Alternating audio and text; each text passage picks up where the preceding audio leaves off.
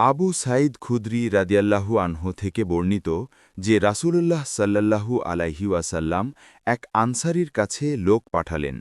তিনি চলে এলেন। তখন তার মাথা থেকে পানির ফোঁটা পড়ছিল।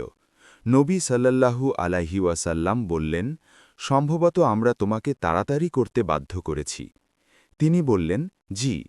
রাসূলুল্লাহ সাল্লাল্লাহু আলাইহি ওয়াসাল্লাম বললেন, যখন তড়ার কারণে মনি বের না হয়, অথবা বললেন মনির অভাবজনিত কারণে তা বের না হয়, তবে তোমার উপর কেবল অজু করা জরুরি। ওয়াত রাহমাতুল্লাহ আলাইহি শুবা রাহমাতুল্লাহ আলাইহি সূত্রে এরকমই বর্ণনা করেন।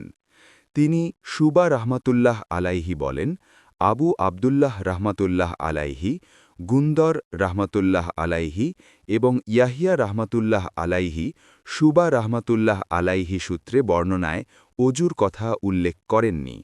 সহি বুখারী হাদিস নম্বর 180।